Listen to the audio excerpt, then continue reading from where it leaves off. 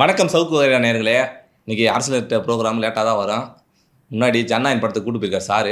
கூட்டு போய் பாப்கார்ன் எல்லாம் வாங்கி கொடுத்தாரு. ரிவ்யூ என்னான்ட்டு உங்கள் எல்லாத்தையும் கேட்டு தெரிஞ்சுக்குவோம். சார் வணக்கம் சார். வணக்கம் நிதீஷ், வணக்கம் சத்யா, வணக்கம் பைக் பிரசாத், வணக்கம் மாலதி. சார் இதுக்கு முன்னாடி வரைக்கும் நம்ம சவுக்கு அன்பிளக்டுன்னு இருந்துச்சு, இன்னைக்கு சவுக்கு வகையறான்னு பேர் மாற்றிருக்கோம். ஒரே ஒரு நிமிஷம் இந்த சேனலோட பின்புலம், பெயர் காரணம் இதெல்லாம் ஒரு நிமிஷம் குறிப்பிட்டு விடுகிறேன். சவுக்கு அன்பிளக்டுன்னு ரொம்ப பாப்புலராக எவ்வளோ இப்போ சப்ஸ்கிரிப்ஷன் இருந்துச்சு? 3 லட்சத்துக்கு மேலே சப்ஸ்கிரிப்ஷன் இருந்துச்சு. தொடர்ந்து இதில் சினிமா ரிவ்யூ, நாங்கள் போய் ஹோட்டலில் திங்கிறது இதெல்லாம் போட்டுக்கிட்டு இருந்தோம். இந்த போலீஸ்காரனுங்களுக்கு இந்த திங்கிறதுலாம் பொறுக்காமல் அந்த வீடியோவில் ஒரு வீடியோ விடாமல் டெலீட் பண்ணிட்டாங்க. அதன் காரணமாக முதலில் சவுக்கு கேண்டிட் என்று ஒரு சேனலை தொடங்கினோம். அதுக்கு பிறகு தம்பி நிதிஷின் வேண்டுகோளுக்கு ஏற்ப இந்த சேனலின் பெயர் சவுக்கு வகைரா என்று மாற்றப்பட்டு விட்டது. என்ன காரணம் என்றால், கோர்ட்டில் ஒரு அக்யூஸ்டு 2 அக்யூஸ்டு இருந்தாங்கன்னா பேரை சொல்லிவிட்டு சங்கர், பைக் பிரசாத்னு கூப்பிட்டு விடுவார்கள். 10 பேர் 12 பேர் இருந்தாங்கன்னா எல்லாரையும் அந்த டவாலி கூப்பிட்டு இருந்தாங்கன்னா கூப்பிட்றதுக்கே அரை நாள் ஆகிடும். அதனால் முதல் அக்யூஸ்டு பேரை சொல்லி வகைரா என்று சேர்த்துக்கொள்வார்கள். ஸோ நம்மளை சைதாப்பேட்டை நீதிமன்றத்தில் சவுக்கு வகைரா சவுக்கு வகைரா சவுக்கு வகைரா என்று அழைத்ததன் காரணமாக அந்த பெயர் இந்த சேனலுக்கு பொருத்தமாக இருக்கும் என்ற அடிப்படையில் சவுக்கு வகைரா என்று இந்த சேனலுக்கு பெயர் வைத்து விட்டோம். ஜனநாயகன் படத்தை பற்றி நீங்கள் பேசுகிறீங்களா இல்லை காட்டு அணிலை பேச வைக்கலாமா? இது ஜனநாயகன்ல ஃபஸ்ட்டு, இது ஜூலை நாயகன். நீங்கள் தான் சொன்னீங்க. உள்ளபடியே ஜூலையில் தான் வந்துச்சு. நம்ம 4 மாதம் முன்னாடியே வச்சோம் சார் இந்த டைட்டில்.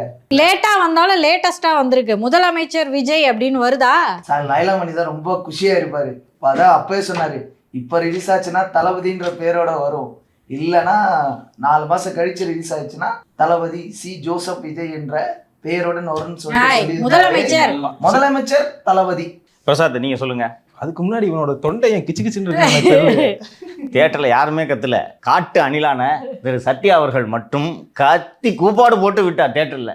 இதனால் எனது காது பாதிக்க செல்ல வேண்டும். சரி, படத்தை பற்றி போவோம். ஃபஸ்ட்டு நான் அப்ஸ்கானில் இருக்கும்போது இந்த படத்தோட லிங்க் வந்துச்சு சார். கோவாக்கு பயணம் மேற்கொண்டுகிட்டு இருந்தேன். இந்த லிங்க்கை கொடுத்து பார்க்க சொன்னாங்க. நான் பார்க்கவே மாட்டேன், நான் தளபதியோட பெரிய ரசிகர். நீ ஒரு அணில சைலண்டாக மூவ் பண்ணிட்டு இருக்கேன். ரைட்டு பார்க்கவே இல்லை, ரொம்ப நாளாக பார்க்காமலே இருந்தேன். திடீர்னு படத்துக்கு போனோன்னே ஒரு கடைசி படம்ன்றதுனால கொஞ்சம் ஃபீலிங் இருந்துச்சு. அழுதியா? அழுகலாம் இல்லை. ஓகே அப்போ நீ மந்திரியாவில் ஆயிக்கல. நெக்ஸ்ட் நீங்கள் கலாய்ப்பீங்க, அதனால தான் அழுகல. பார்த்தேன். ஒரு கடைசி படம் அப்படின்றதுனால எப்படா முடிஞ்சிருமோ அப்படின்னு தோணுச்சு. ஒரு வழியாக முடிஞ்சிருச்சு. அவ்வளோதான் சார், வேறு என்ன சொல்கிறது. படம் நல்லா இருந்துச்சு சார். நான் வந்து ஹானஸ்ட் ரிவ்யூலாம் கொடுக்க மாட்டேன். தளபதி படம் இந்த பாருப்பா, இதெல்லாம் முறை இல்லை, நியாயம் இல்லை. என்ன படத்தை பற்றி இப்போ வந்து நம்ம ரிவ்யூன்னு தான் போடுறோம். இதை புரியுதா? நீ இந்த தளபதி ஃபேன் இதெல்லாம் விட்டுரு. படத்தில் நீ என்ன பார்த்த, என்ன புரிஞ்சிச்சு, திரைப்படமாக உனக்கு என்ன தோன்றியதுன்றது சொல்லு. தமிழ்நாட்டில் நடந்த சில சம்பவங்கள் வந்துட்டு ஒரு ஷார்ட்டாக காமிச்சிருந்தாங்க. அதான் தளபதி வந்துட்டு முதலமைச்சர் ஆகிறதுக்கு முன்னாடி வந்து ஒரு இந்த மாதிரிலாம் இருக்கும், அது ஒரு கொள்கை படம் அது அப்படின்ற மாதிரி இருந்துச்சு. படம் ரிலீஸ் ஆன பிறகு கொஞ்சம் வந்துட்டு டிங்கரிங் அந்த மாதிரி பார்த்து ஒரு செதுக்கி கொடுத்துருக்காங்க சார். நான் நல்லா தான் சார் இருக்கும் எல்லா படமும். அப்படி சொல்லு. ரைட்டு தம்பி, நீ பேசு. இவன் அணிலா இல்லைன்றது கண்டுபிடிச்சலாம் இன்னைக்கு. இல்லை சார், எனக்கு ஃபர்ஸ்ட் ஹாஃப் கூட ஏதோ ஓகேவாக தான் இருந்துச்சு. செகண்ட் ஹாஃப் கொஞ்சம் சம்மந்தம்லாம் ரொம்ப இழுத்த மாதிரி இருந்துச்சு. ஃபர்ஸ்ட் ஹாஃப் மட்டும் சம்மந்தமாக இருந்துச்சா? சரி சொல்லு. சொல்லுப்பா. செகண்ட் ஹாஃப் கொஞ்சம் இழுத்த மாதிரி இருந்துச்சு. எனக்கு என்னென்னா இந்த வெளிநாட்டு பாகிஸ்தான்லேருந்து ஆப்பிரிக்காலேருந்து தீவிரவாதிகள்லேருந்து உள்ளே வர்றது, அதெல்லாம் எனக்கு சம்மந்தம் இல்லாத மாதிரி இருந்துச்சு எனக்கு. பட் ஏதோ பார்க்கலாம் அப்படின்றனா, விஜய் அவர்களுக்கு லாஸ்ட் படம், அதனால் போய் பார்க்கலாம் அப்படின்னு நினச்சி பார்க்கலாம் சார். மற்றபடி எனக்கு தெரிஞ்ச ஒரு பெரிய ஒத்தாலாம் எனக்கு தெரியல சார். பொசுக்கிட்டு போட்டு உடச்சிட்டேன். லாஸ்ட்டில் தான் சார் எனக்கு ஒரு மாதிரி கண்ணிலேருந்து தண்ணி வரும்னு எதிர்பார்த்துக்கிருந்தேன். ஒன்றும் வரல சார். பக்கத்தில் இருந்து இவரையும் பார்த்தேன், இவரும் அழுகலை. ஆனால் உண்மையிலே நீ விஜய் ரசிகரே கிடையாது. சொல்லுங்க சத்யா. சார் அப்படிலாம் இல்லை சார். எனக்கு வந்து நான் ஏன்னா இந்த நான் குரூப்லேயே டிக்ளேர் பண்ணிட்டேன் அனில்னா, அவரை பிடிக்கும் சார். சின்ன வயசுலேருந்தே நம்ம அவர் பார்த்து வளர்ந்ததுனால எனக்கு பிடிக்கும். அவர் பல படங்கள் நடிச்சிருக்காரு சார். இந்த படம் தி பெஸ்டானா கேட்டான்லாம் சொல்ல மாட்டேன், இல்லை. ஆனால் எனக்கு அவர் பிடிச்ச எவ்வளோ படங்கள் பிடிக்கும். இன்னி வரைக்குமே ரீவாச்சபிளான வேல்யூவான படங்கள் இருக்குது. ஸோ அதை நான் பார்த்துருக்கேன் சார். அதனால் அவரை பார்த்து நான் வளர்ந்ததுனால எனக்கு இப்போவுமே அந்த படம் பிடிக்குது. அதுவும் இல்லாமல் இதுக்கப்புறம் இவர் சிஎம் ஆனாலும் இது பண்ணாலும் சினிமா துறையில் இதுக்கப்புறம் மூவிலன்னு வரமாட்டார். நம்ம தேட்டர் போய் பார்க்க முடியாதுன்ற ஒரு ஃபீலிங் தானே தவிர தி பெஸ்ட்னுலாம் கேட்டால் சொல்ல மாட்டேன். எச் வினோத் அவர்களது இதுக்கு முன்னாடி தரமான படம்லாம் வந்திருக்கு சார். அவர் வந்து ஒருவேளை கமர்ஷியலாக நம்ம மாற்றி பண்ணணும், பெரிய ஆக்டருக்கோசம் இதெல்லாம் பண்ணணும், இந்த மாதிரி ஆட் பண்ணணும், சண்டை வைக்கணும்லாம் அவர் தனிப்பட்ட முறையில் பார்த்தா அவருக்கு சொசைட்டி மேலே நிறைய அக்கறை இருக்குது சார். எவ்வளோ பொலிட்டிக்கல் விஷயத்த தைரியமாக எடுத்து பேசியிருக்காரு. தீரன் அதிகாரத்தெல்லாம் ஒரு போலீஸ் இன்வெஸ்டிகேஷனை இவ்வளோ ஒரு ஆர்வமாக கொண்டு போக முடியுமான்ற அளவுக்குலாம் எடுத்திருக்காரு. பட் ஒருவேளை பெரிய ஆக்டர், அதனால் கமர்ஷியலாக நம்ம எல்லாருக்கும் சாட்டிஸ்ஃபை பண்ணுற மாதிரி படம் பண்ணணும் அப்படின்றதுக்கோசம் பண்ணியிருக்காரு தவிர. அதனால தான் சார் தம்பி அதெல்லாம் கேட்குறேன், ஏன்டா அழுவில் இது. நான் கத்தினேன், கடைசி படம் என்ஜாய் பண்ணேன், அதுக்கப்புறம் வெளியே வந்தாச்சு, முடிஞ்சு போச்சு இதோட திரையுலகம். லாஸ்ட் படம் எலெக்ஷன் வேறு வருது, கொஞ்சம் கொஞ்சம் அரசியலை சொருங்க, மக்களை கவரணும் அப்படின்றதுக்காண்டி எடுத்த மாதிரி இருந்துச்சு எனக்கு. இந்த படம் வந்து ஒரு கதை, நல்ல கதையாக தான் எழுதியிருப்பாங்க நான் நினைக்கிறேன். ஆனால் இது எலெக்ஷனுக்கு முன்னாடி ரிலீஸ் ஆகணும், மக்கள் மத்தியில் ஒரு பேர் வாங்கணும் அப்படின்றதுக்காண்டியே மம்படியாக புகுத்துன மாதிரி இருந்துச்சு எனக்கு. மாலதி ஒரு அணில் என்பதை இன்று தான் நான் கண்டுபிடித்தேன். நான் பெரும்பாலும் படத்துக்கு போனால் தூங்கிடுவேன். இன்றைக்கின்னு பார்த்து தூக்கம் வரல, முழுசாக முடிச்சு பார்த்துட்டு இருந்தேன். சரி மாலதி தூங்குறாங்களான்னு பார்த்தா சத்யாவோட என்ஜாய் பண்ணுறாங்க. ஆகா சபாசு, பிரமாதம், விட்டாத வெட்டு, இன்னும் 4 பேர் அந்த ஓரமாக ஒருத்தர் நிற்கிறான், அவனை பிடிச்சி வெட்டு என்று மாலதி உற்சாகமாக இந்த படம் பார்த்ததை இன்று நான் பார்த்தேன். நீங்கள் சொல்லுங்கள் சார். இது வந்து பராசக்தியோட வர வேண்டிய படம் அப்படின்ற அடிப்படையில் அந்த எலெக்ஷனுக்கு முன்னாடி எடுத்திருக்காங்க, எலெக்ஷனை பிளான் பண்ணி எடுத்திருக்காங்கன்னு தெரியுது. பெண்களை சப்போர்ட் பண்ணுறது, குழந்தைகளுக்காக பேசுறது. ஆனால் இது வந்து ஏ சர்டிஃபிகேட் கொடுத்துட்டாங்க, குழந்தைகள் வருவாங்கன்னு எதிர்பார்த்தாங்க போல இருக்கு, அது நடக்கலை. ஆக்சுவலாக இவரோட படங்களை குழந்தைகள் பார்க்கணுன்னு நினைப்பாங்க, ஏன் இவ்வளோ வயலன்ஸ் சேர்த்தாங்கன்னு நம்மளுக்கு தெரியல சார். சேர்க்காம இருந்தால் குழந்தைங்க வந்திருப்பாங்க, பட் குழந்தைங்க வராமலே தேட்டர் ஃபுல்லாக இருக்குது. பெண்களுக்காக வந்து இதில் நிறைய பேசியிருக்காரு. பொதுவாகவே நம்மளுக்கு ஞாபகம் இருக்கும், கடந்த திமுக ஆட்சியில் வந்து பெண்களுக்கான பாதுகாப்பு இல்லைன்றது ஒரு பெரிய குறைபாடாக இருந்துச்சு. அதனாலே இதில் பார்த்தீங்கன்னா பொண்ணு அவளோட பாதுகாப்பு அப்படின்றத திரும்ப திரும்ப முன்னிறுத்தி இருக்காங்க. அப்போது சிஎம் எம்ஜிஆர்லாம் வராங்க, அவரோட சவுக்கை எடுத்து இவர் அடிக்கிறாரு. அது ஒரு அழகான ஒரு அரசியல் படமாக தான் எடுத்திருக்காங்க. இன்னொன்று, ஆடியன்ஸும் ஸ்க்ரீனும் வேற வேற இல்லை, அது வேற மாதிரி கதை ஓடிட்டு இருக்கோம், ஆடியன்ஸாக இருப்பாங்க. இதில் ஸ்க்ரீனோட ஆடியன்ஸை ரிலேட் பண்ணிக்கிட்டே இருக்காங்க. சார் இதுக்கு நடுவில் ஒரே ஒரு கேள்வி எனக்கு, இந்த படத்தை எதுக்கு தள்ளி வச்சாங்க, பேன் பண்ணாங்க?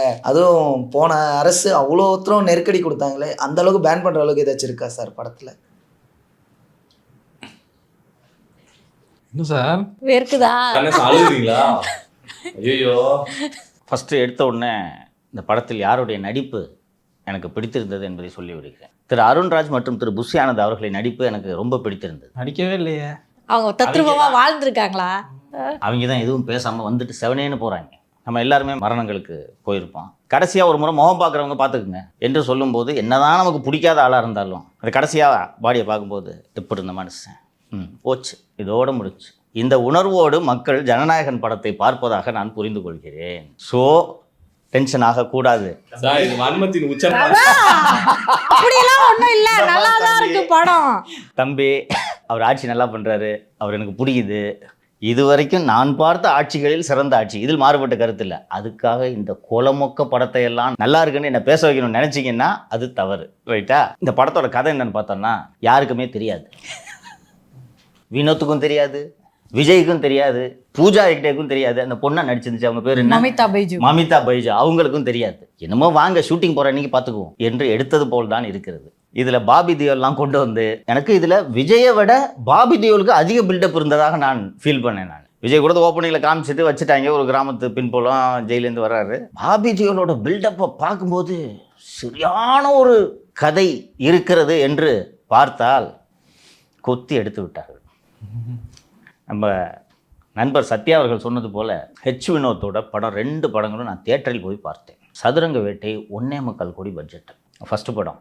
கனவு சுற்றிக்கிட்டே இருக்கிறாரு, கடைசியாக ஒரு ப்ரொடியூசர் மாட்டார், தம்பி இவ்வளோதான் ரூபா, இது உள்ள எடுத்துக்கோ. அந்த ஸ்கிரிப்டை பின்னிருப்பார். இன்றைக்கி வரைக்கும் அதை பார்த்தா அந்த செட்டியார் அந்த டைலாக்லாம் அவ்வளோ அழகாக இருக்குது. எல்லாமே நடக்கிற சம்பவம், அந்த ரைஸ் புல்லிங்லேருந்து எல்லாமே நடக்கிற சம்பவம். அந்த காசு இல்லாததுனால தான் அந்த ஸ்லம்மில் எரியற சீன்லாம் கிராஃபிக்ஸு கார்ட்டூன் மாதிரி வச்சுருப்பாங்கல்ல, அதெல்லாம் காசில் 1.25 கோடி அப்படி ஓடிச்சு. 2வது பெரிய பட்ஜெட் படமாகவே நாம் இந்த தீரன் அதிகாரம் 3 படத்தை சொல்லலாம். நான் ஃபஸ்ட்டு இந்த போலீஸ் இன்வெஸ்டிகேஷனை இவ்வளவு மெட்டிகுலஸாக பண்ணியிருக்காரு ஒரு ஆள் என்று வியந்து நான் பார்த்த படம் தீரன் அதிகாரம் 1. அந்த பவாரியா கேங்னு சொல்லுவாங்க, உண்மை கதை அது. போய் அந்த வட இந்தியாவில் பிடித்து விட்டு வந்த கதை தான் அது. கார்த்தியும் பிரமாதமாக பெர்ஃபார்ம் பண்ணியிருப்பார். படம் ரொம்ப நல்லா பிடிச்சிச்சு. தம்பி தான் கரெக்டாக சொன்னார், இது இந்த மாதிரி கடைசி படம், அரசியலுக்கு போன பிறகு வர்ற படம், அதனால் அதுக்கேற்ற மாதிரி பண்ணுங்கன்ன உடனே பல சீன்கள் வலுவிக்க திணிக்கப்பட்டதாக தோன்றுகிறது. ஓப்பனிங் ரொம்ப பிடிச்சிருந்துச்சு எனக்கு, பின்னிட்டாங்கடான்னு நினச்சேன் நான். ஜெயில் சீனு, அந்த போன உடனே அந்த ஜெயிலில் அது ஒரு ஃபேண்டஸியாக இருந்தாலும் கூட ஹீரோவுக்கான அந்த பில்டப்பு நல்லா ஜம்முன்னு இருந்துச்சு.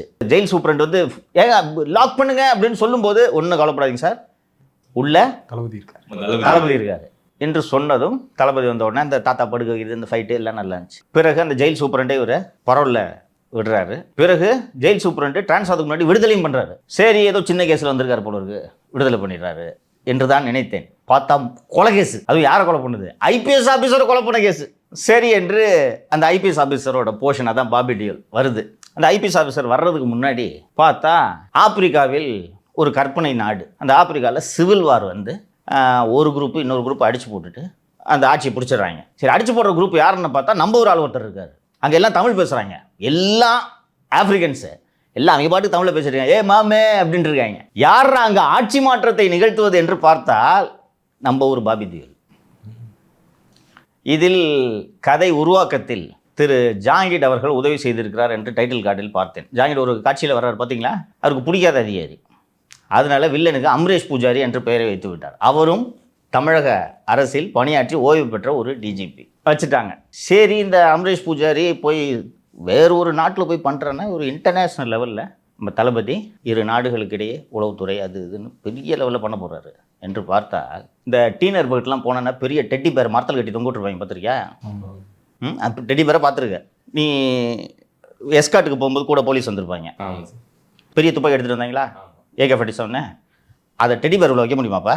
அதுக்கு தான் பீசஸாக வச்சுருக்காங்க. அந்த பீசஸாக பிரிக்கிறது சின்ன துப்பாக்கி கார்பைன். ஆனால் அந்த இந்த பக்கத்து பொம்மை கூச்சு கிடக்கும், அந்த பக்கத்து துப்பாக்கி கூச்சு கிடக்கும், பார்த்தியா? அது அந்த பொம்மைக்குள்ள சொருக முடியுமா? சரிடா, எப்படி கடத்துறாங்கன்னு பார்த்தா 15 வருஷமாக கடத்திட்டு இருக்காங்க. 15 வருஷமாக கடத்தின நேரம் மொத்த இந்தியாவே துப்பாக்கி வச்சுருக்கு.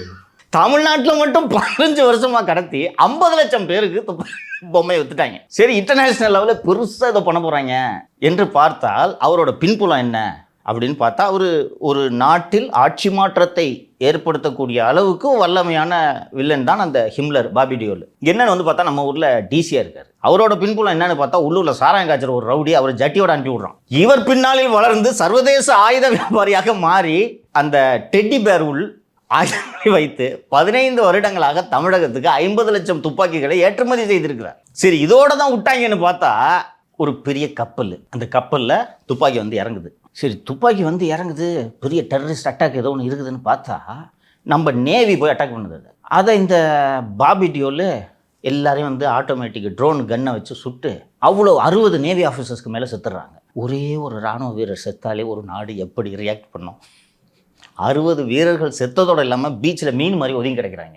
அதை விசாரிக்கிறதுக்கு என்ஐஏ வருது. சரி, என்ஐஏ வருது, இந்த இடத்துலயாவது ஒரு நல்ல ட்விஸ்ட்டு கதையில் வரும்னு பார்த்தா என்ஐஏவோட தலைமை அலுவலகத்துக்குள்ளே பாபி டியோல் பூந்து எல்லாரையும் சுட்டுறாரு. சுட்டு புதைச்சிட்டு அதோட என்ஐஏ இன்வெஸ்டிகேஷனை நிறுத்திடுது. 60 நேவி ஆஃபீஸர் செத்துட்டு போட்டு விடு, நம்ம போய் விடுகிறார்கள்.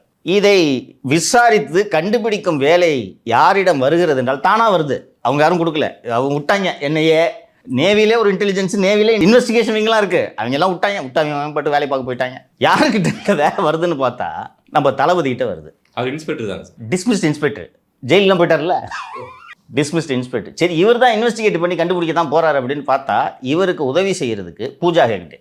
இவர் அப்பப்போ சும்மா டச்சிங் மட்டும் பண்ணிட்டு எல்லாத்தையும் கண்டுபிடிங்க என்று சொல்லிவிட்டு போய்விடுவார்.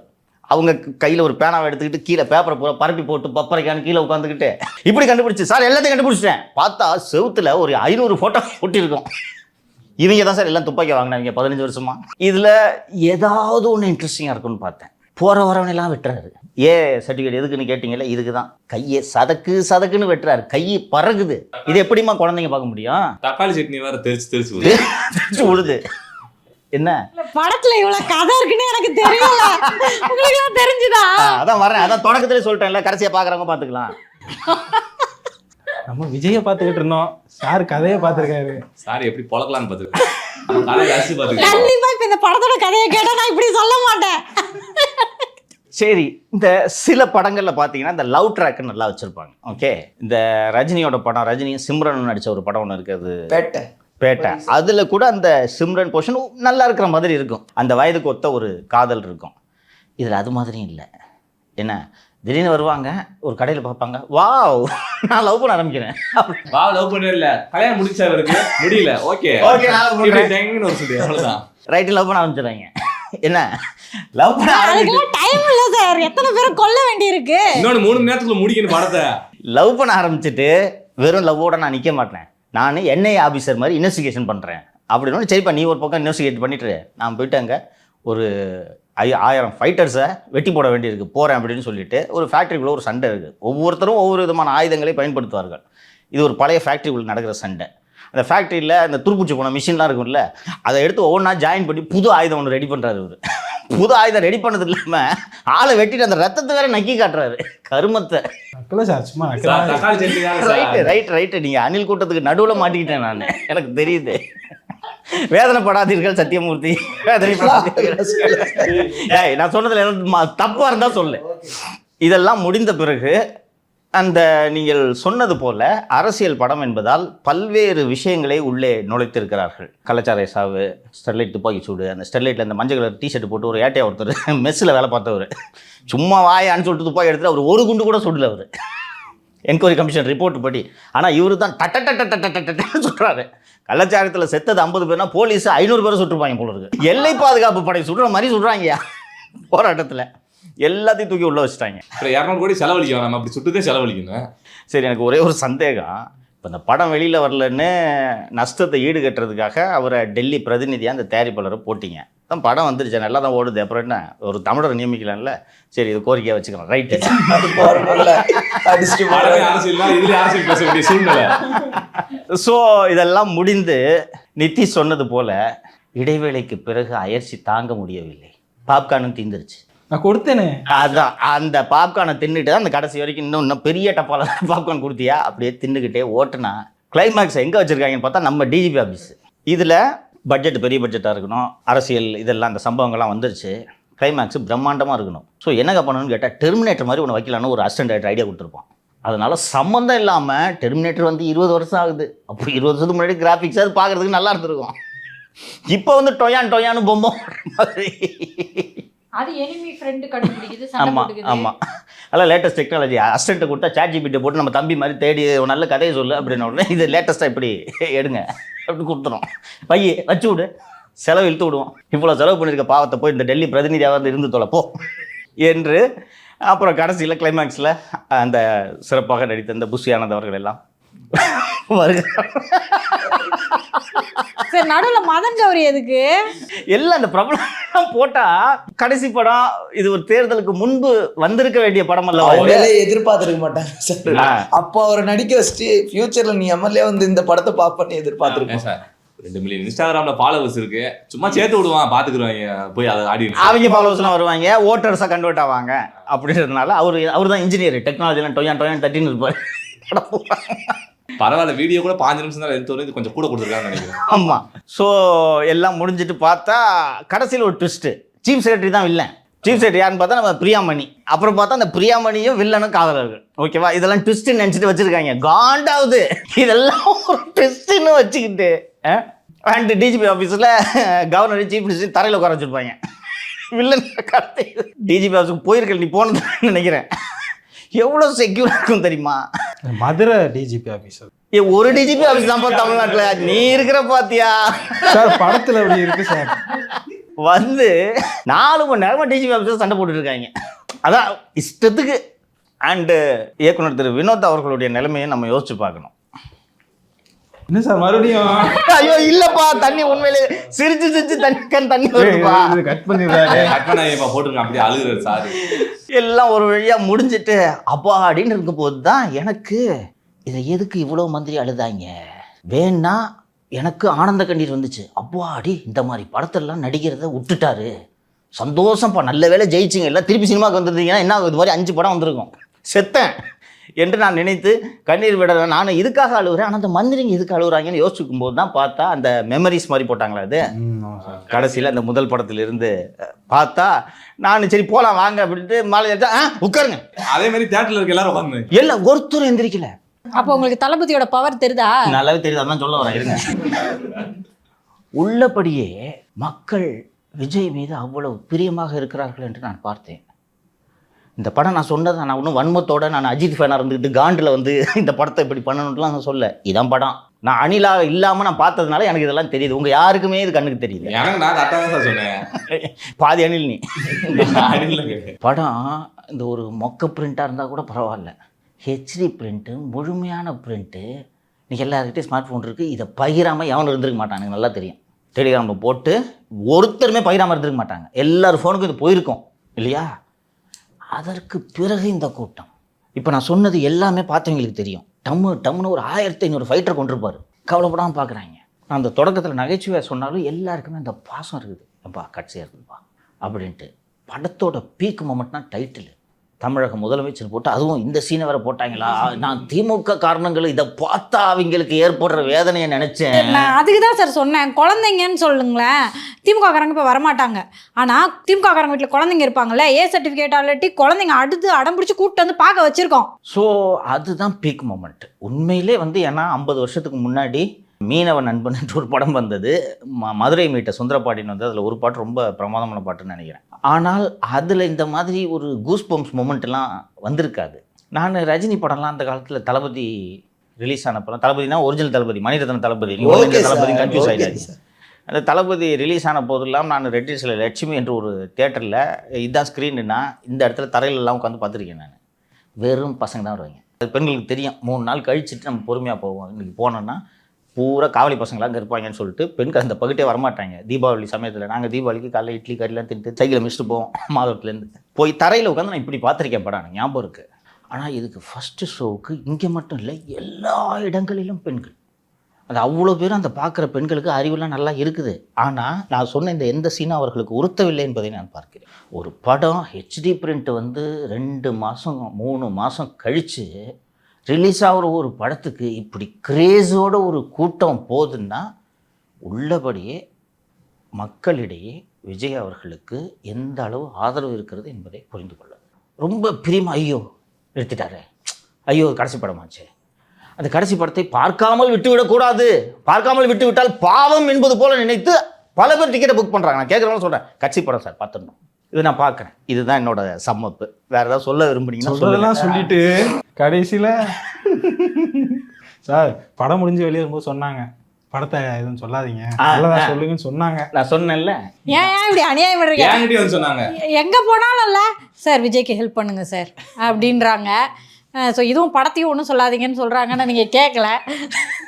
இந்த மாதிரி மனசாட்சியை வித்துட்டுலாம் நான் பேச மாட்டேன் ஆத்தடி. சார் தக் லைஃப்க்கு இந்த படம் பரவாயில்லையா இல்லையா? தக் லைஃப்க்கு பரவாயில்ல, கிட்டத்தட்ட ஒன்றா தான் சார், அந்த அளவுக்கு கலீஜா இல்லை. சரி கூலிக்கு பரவாயில்ல, இட்லி கடைக்கு ஓகே. நானும் சரி தான் முடிஞ்சிச்சு போகலாம் அப்படின்ட்டு, அதான் தி எண்டுன்னு வேற போட்டுட்டாங்க. இனிமேல் என்ன இருக்குது எந்திரிக்கலாம் பார்த்தா இது முக்கியமான கட்டம் அப்படின்றாங்க. பார்த்தா என்னன்னு பார்த்தா பழசு பூரா ஓடுது. ரீல்ஸில் பார்த்துருப்பாங்க போல. இல்லை இது பார்த்தோம்ல, அதை வச்சு தானே யார் பெற்ற மகனோ அப்படின்னு ஃபீலிங்ஸ் பண்ணிட்டு இருந்தாங்க. இல்லை சார், நான் ஒன்று கேட்குறேன்னா, நீங்கள் ரஜினி கமல் உங்கள் ஸ்டேஜுக்கு அந்த மாதிரி இருந்திருக்கும். இவரோட ஜெர்னி இப்போ எண்ட் ஆகிடுச்சு. நீங்கள் ஒரு ஜெர்னியாக எப்படி பார்க்குறீங்க?